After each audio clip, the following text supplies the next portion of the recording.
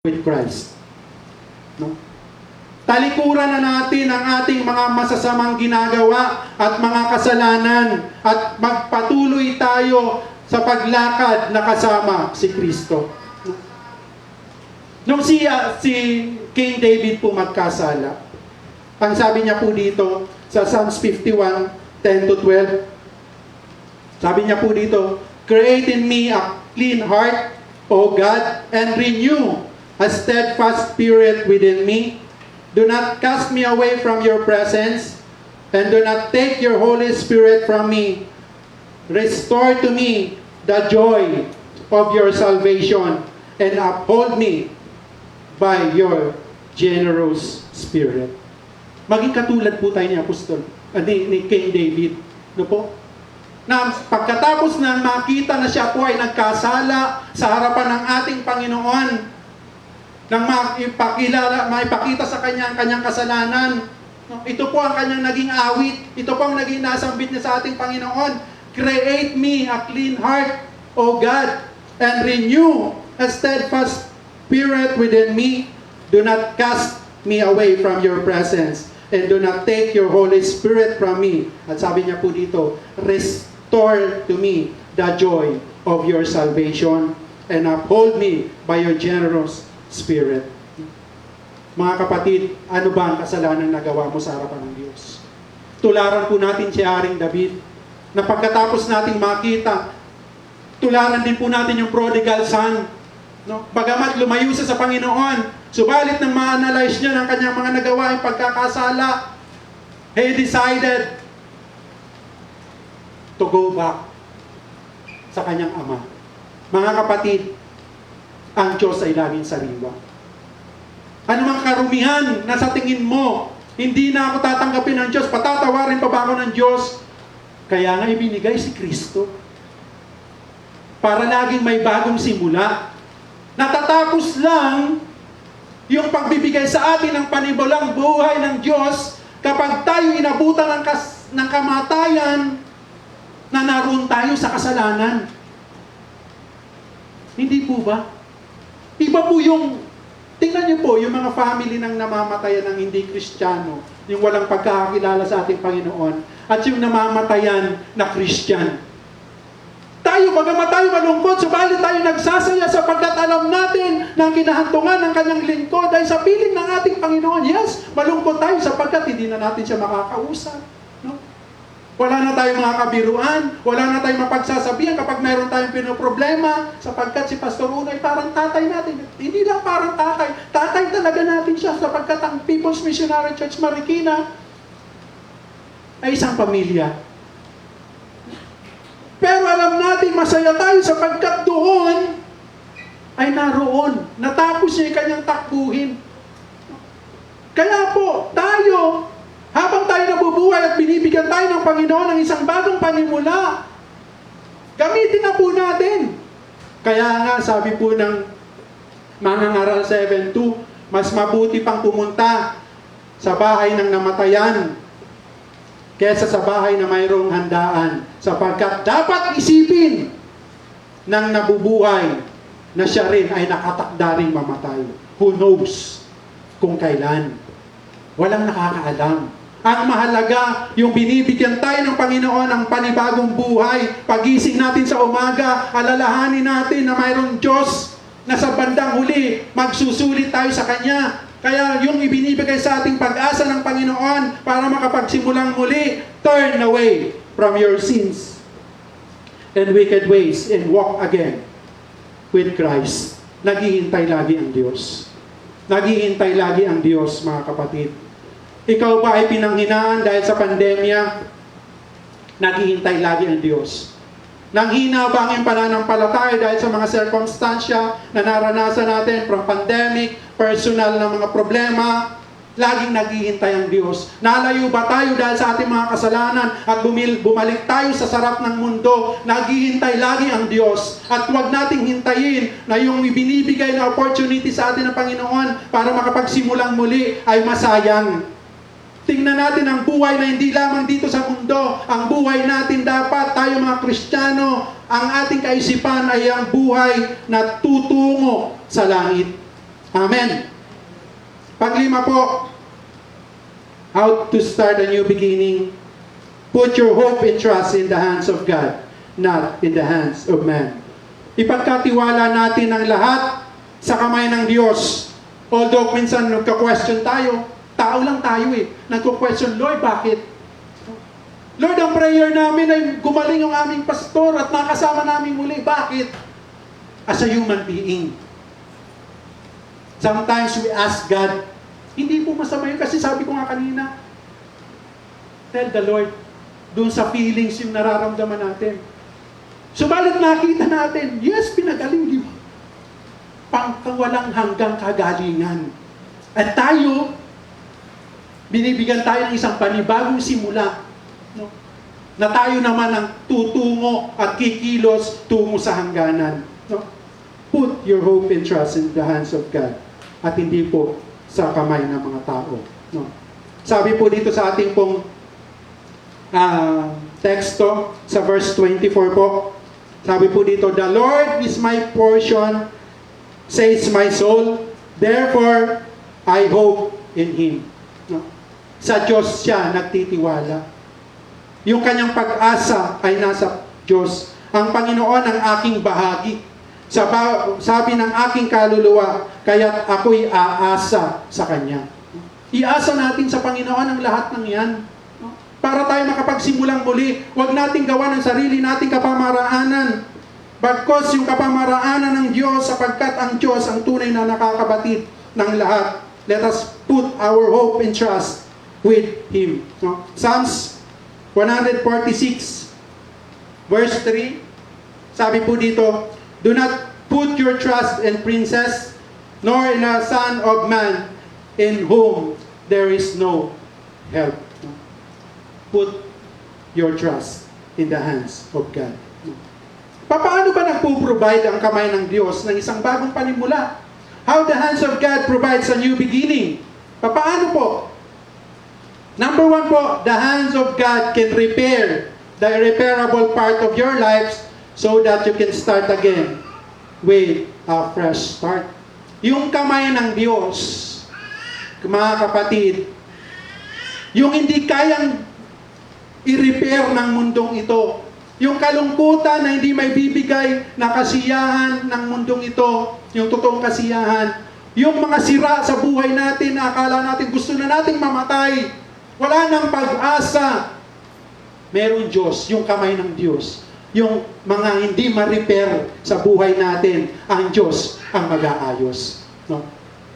Sabi po ng Isaiah 64:8, but now, O Lord, you are our Father. We are the clay, and you our potter, and all we are the work of your hand. Tayo po ay isang clay. Kung atin pong titingnan from the beginning, di ba? Nang nag-create siya ng tao, mula sa alabok, no? Hinugis niyang tao gamit ang kamay ng Diyos. Hindi lang niya sinabi, yung lahat ng mga kinreate niya, binigkas ng magkaroon ng liwanag, nagkaroon ng liwanag. Magkaroon ng tubig, nagkaroon ng tubig. Magkaroon ng mga isda ang tubig, nagkaroon. Subalit nung dumating po doon, nung sinabi na let us make man according to our image. Ano po bang sinabi niya?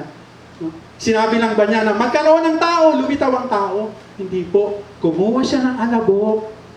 Finon niya according to the image of God. Iningahan. And then, nagkaroon ng isang tao na may buhay. Tayo po. Ang Diyos ang nagbigay sa atin ng buhay. Ano mang kasiraan ng buhay mo, ang Diyos, kaya niyang i-repair yan. Bakit? Halimbawa, may kotse kang Toyota. Ang nakakaalam lahat ng piyesa ng Toyota. Bakit? Sila yung gumawa niyan eh. Eh, sino ba may gawa sa atin? Mundo ba? Kaibigan mo ba? Tao ba? Hindi. Diyos. Kaya yung hinahanap natin, na minsan wala nang pag-asa, hinahanap natin sa ating girlfriend, nung binigo tayo, naghiwalay, ayaw ko nang mabuhay. Bakit? Buhay mo ba yung girlfriend mo? Siya ba ang naglikha sa'yo? Nabuhay ka nga, wala ka pang girlfriend, wala ka pang boyfriend. Tapos sasabihin mo ngayon, gusto mo nang mamatay kasi iniwan ka na ng girlfriend, boyfriend mo. Hindi po. Ang makaka-repair ay ang kamay ng Diyos. No? Yung mga akala natin, wala nang pag-asa. Pag pinalagay natin sa kamay ng Diyos, ang Diyos ang magpo-provide ng lahat. No? Kaya nang i-restore, no? Lahat ng nawala sa atin.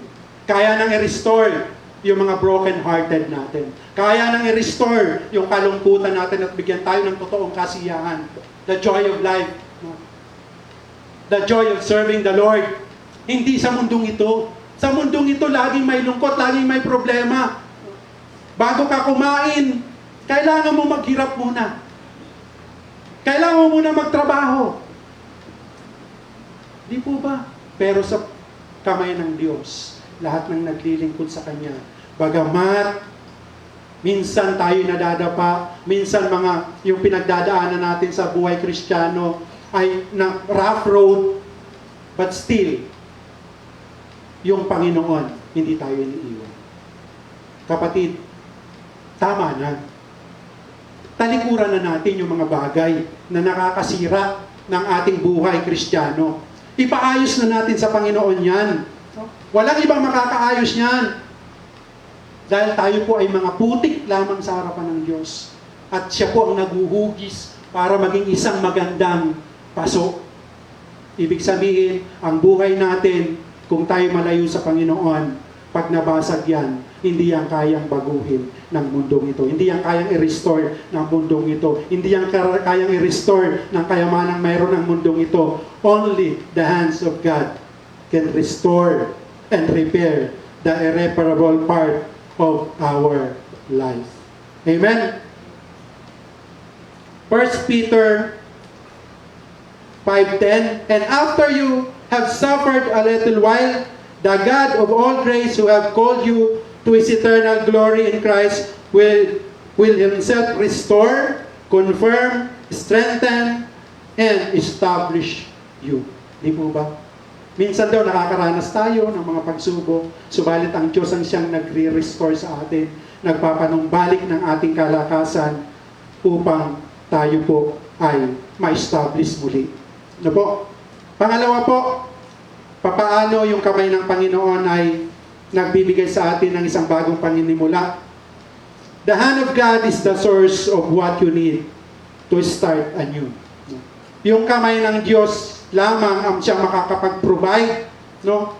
O siyang pinagmumulan ng lahat ng ating pangangailangan upang tayo makapagsimulang muli. Sabi po ng Job 12:9-10, Job 12:9-10, who among all this does not know that the hand of the Lord has done this? In those hands is the life of every living things and the breath of all mankind. No? In whose hand is the life of every living things. Ikaw ay living things, ako ay living things. Lahat daw ng may buhay, no? Nasa kamay ng Diyos nagmumula ang buhay. At lahat ng hininga ng lahat ng tao ay nasa kamay ng Diyos.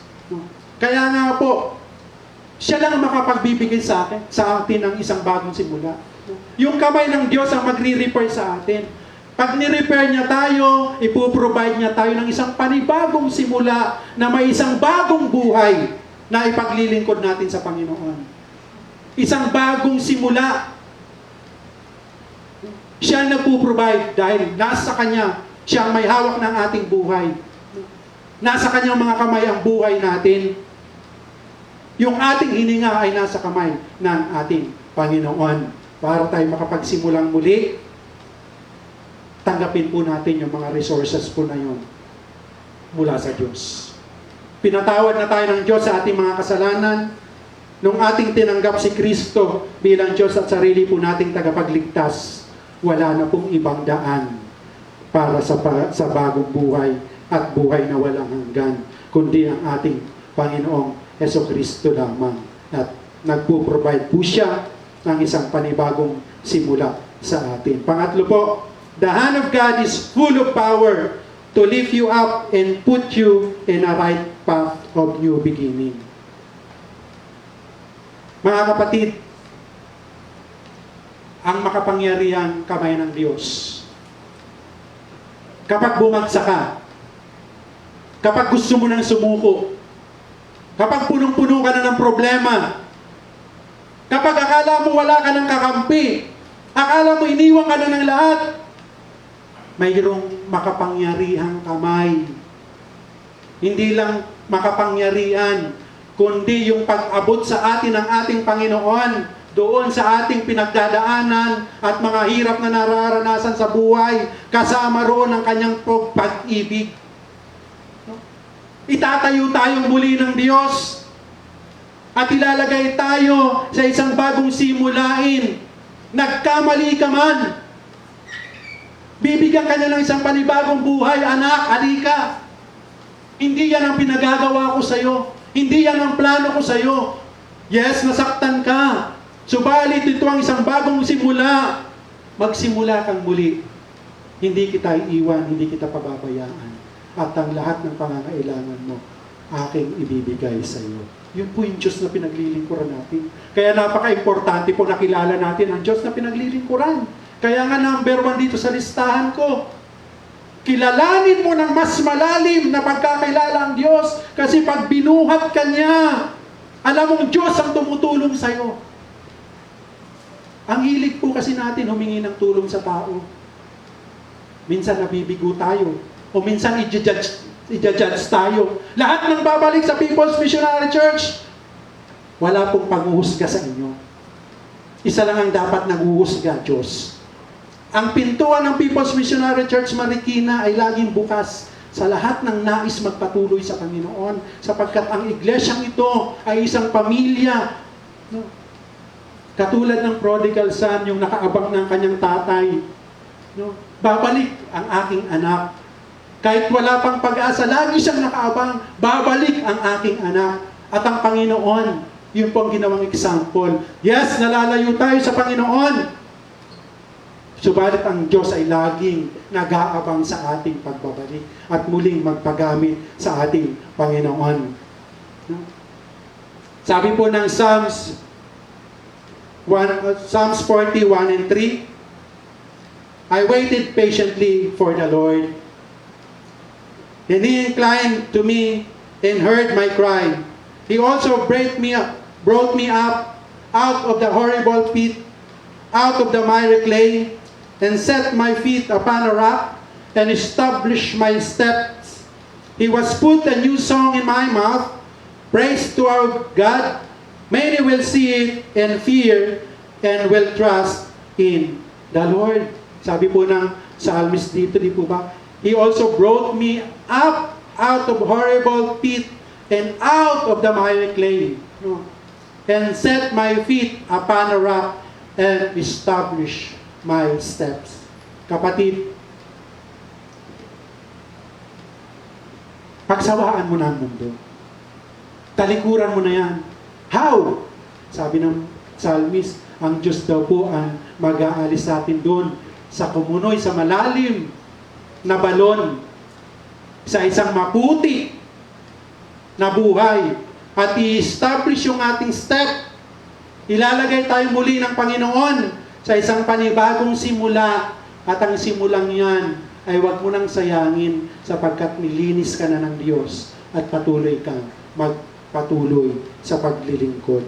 Amen? Amen. Sabi po ng Psalm 16:11, You will show me the path of life. In your presence is fullness of joy.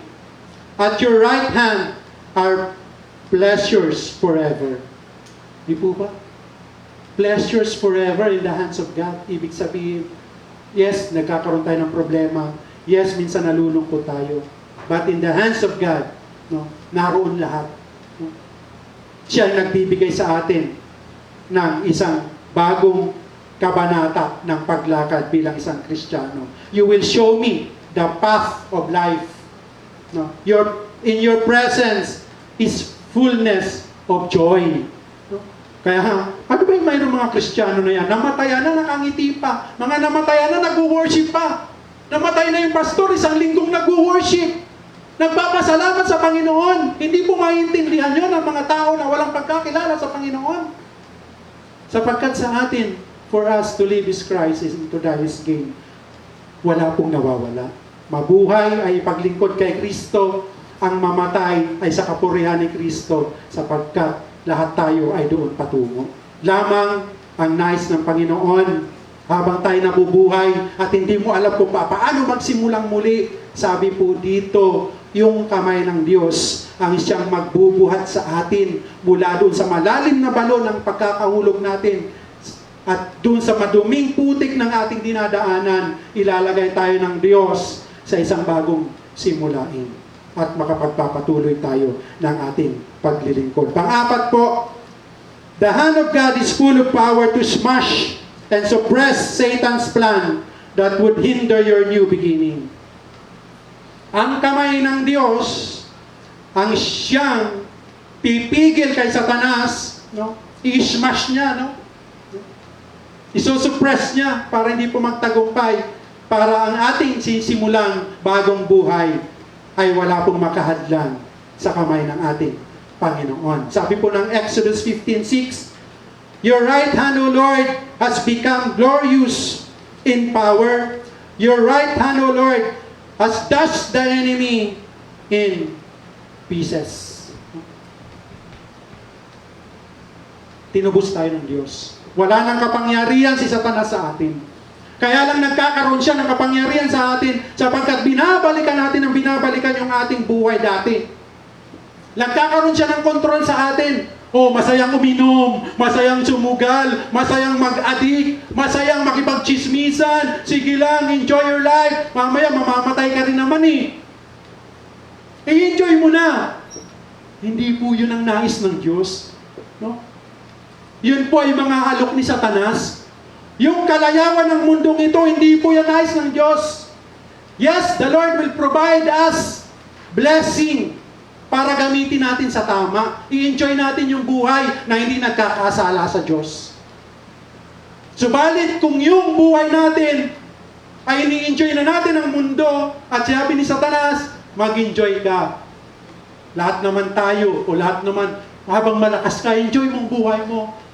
Nakikita mo ba yung mga namamatay, nagkakasakit? Wala na silang mag-asa. No? Enjoy mo lang ang buhay mo habang malakas ka. Hindi po.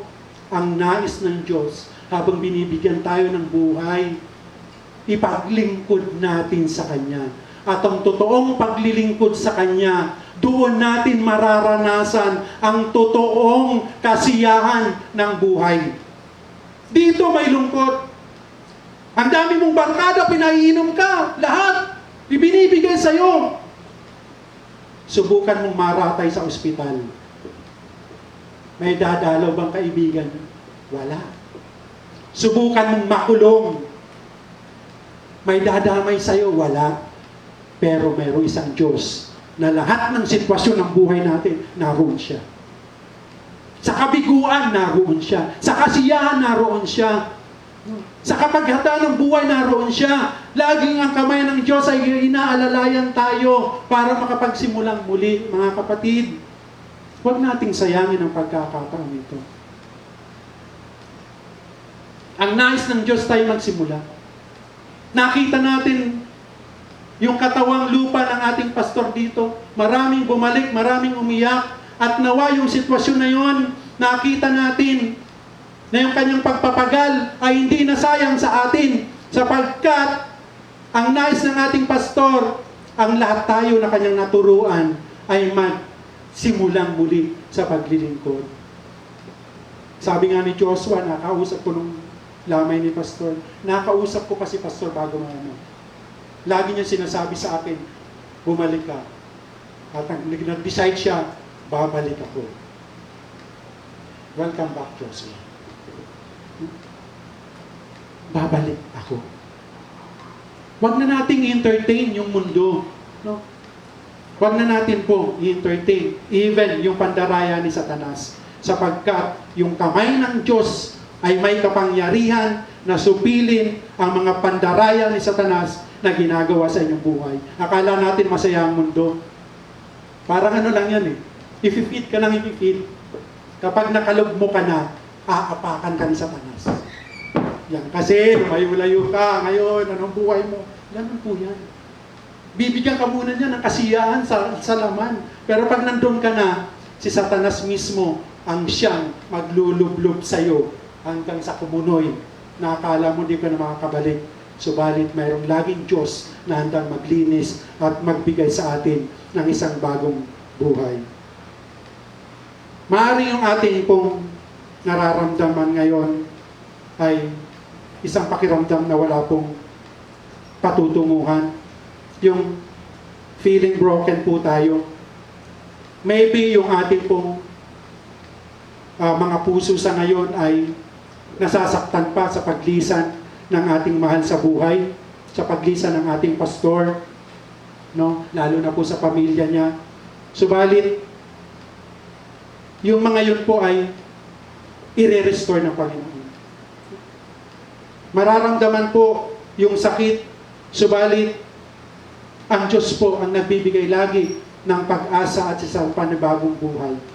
Maaring dinadaya tayo ni Satanas, no? Kung dinidisip niya tayo at pinaniniwala, hindi ka na patatawarin ng Diyos. Hindi ka na mahal ng Diyos. Hindi ka pinakikinggan ng Diyos. Hindi ko po alam kung anong nararamdaman ng bawat isa sa atin. Hindi ko po alam kung anong pinagdadaanan ng bawat isa sa atin. Pero isa po ang katotohanan. Ang kahabagan at walang kapantay na pag-ibig ng Diyos, ito po ay laging sariwa sa bawat umaga, sa bawat tayo umihinga. Habang tayo po ay may buhay, lagi po tayong binibigyan ng Diyos ng isang bagong pag-asa upang makapagsimulang muli tungo sa hangganan ng ating paglilingkod. Huwag po nating sayangin ang pagkakataong itong binibigay sa atin ng Panginoon. Let us start a new beginning in our life together with People's Missionary Church Marikina as a family, in spite na wala na po yung ating tatay. But the Lord will give us a new beginning dito po sa Marikina. Hindi po natin kaya ito sa ating mga sarili, subalit ang Diyos ang siyang nagbibigay sa atin ng kapamaraanan kung paano magsimula muli. Mga kapatid, mga kabataan, mga nanay, mga tatay, lahat tayo na naririto, lahat na nakakapanood, huwag nating sayangin na habang tayo umihinga, ay masayang po yung buhay natin. Habang nakakapakinig pa tayo, habang may pandama tayo, habang yung puso natin tumitibok pa, yung pagkakataong ibinibigay sa atin ng Diyos sa isang bagong pagsisimula ng ating buhay, huwag nating sayangin sapagkat ang buhay ay kaloob ng Diyos, gagamitin natin sa kapurihan ng Diyos. Tayo pong lahat ay manalangin. Dakilang Diyos na makapangyarihan sa lahat, maraming salamat o Lord sa isang panibagong buhay na inyo pong ipinagkaloob po sa amin. Lord, kayo pong nakababatid ng aming buhay. Ang bawat isa sa amin na naririto, Ama, hindi namin alam kung ano kanilang mga pinagdadaanan. Subalit kayo po ang Panginoon ay isang Diyos na nakakabatid ng lahat. Sino mang nagnanais bumalik sa inyo, Panginoon, ay inyo pong niyayakap at hindi ipinagtatabuyan. Gaano man po kami karumi, gaano man po kami nadaya ni Satanas na nagpakasasa, Panginoon, sa buhay sa mundo at kami bumabalik sa inyo, lagi pong laan na kayo po'y nagbibigay ng isang panibagong buhay. Bagamat kami may kalungkutan, bagamat ang aming puso hanggang sa ngayon, Panginoon, ay nalulungkot, Panginoon. Subalit, Panginoon, ang kalungkutan yun, Panginoon, ay pinapalitan yun ng isang bagong simula ng aming buhay. Maraming salamat, O Diyos. Gabayan niyo po kami, Ama. Ayan yung banal na Espiritu, Panginoon, na mangusap sa bawat isa, sa mga nalayo, sa mga nasa bahay, na may pinanghihinaan ng pananampalataya, sa mga nanaririto, Panginoon, na magsisimulang muli ng kanilang paglilingkod, Ama. Ayan yung banal na Espiritu, Panginoon, na magturo sa kanila, Panginoon, kung papaano muling lumakad patungo sa inyo, Panginoon, sa isang paglilingkod sa inyo, Panginoon. Habang kami nabubuhay, Father God, Lord. Tulungan niyo po kami, Ama. Hindi po namin kaya, Panginoon. Supilin niyo po ang pandaraya ni Satanas, Panginoon. Supilin niyo po, Panginoon, yung mga panghihina po namin, Panginoon, na dulot ng pandaraya ni Satanas, Father God. At ito po'y mapalitan, Panginoon, ng isang bagong pag-asa ng tunay na paglilingkod sa inyo, Panginoon. Lord God, we pray also, Father God, sa family, Father God, ng aming minamahal na pastor, na ngayon, Panginoon, nagsisimula sila ng isang panibagong buhay na wala ang kanilang poste, Father God, ng pamilya. Wala ang kanilang, Panginoong, haligi, Father God, ng pamilya. But Lord, you are the strong tower, Father God, Lord. Ikaw ang tunay na tower, Father God, na hindi magigiba. Ang isa, Panginoon, ilagay niyo po, Panginoon, sa family, Panginoon, ng inyong lingkod na si Pastor Uno. Na habang sila, Panginoon, ay nag-a-adjust sa kanilang buong buhay, isang panibagong buhay, Panginoon, ang lagi niyong ilagang, Panginoon, bigyan niyo po sila ng kalakasan lagi, Father God, ng joy, Father God, O Lord, to continue, Father God, O Lord, the legacy, Father God, ng iyong lingkod na si Pastor Uno. Father God, si Ninang Adele, Father God, bilang aming nanay, Father God, sa iglesyang ito, Ama, patuloy niyo po siyang palakasin, patuloy niyo po siyang itayo, patuloy niyo po siya, Panginoon, yung mga kanyang nadanasan, Father God, Lord, ay gamitin niya, Panginoon, O Lord, upang ipagsigawan niya, Panginoon, na ikaw ay dakila sa kanyang buhay. Lord, maraming salamat, Father God, sa bawat isa sa amin, Ama.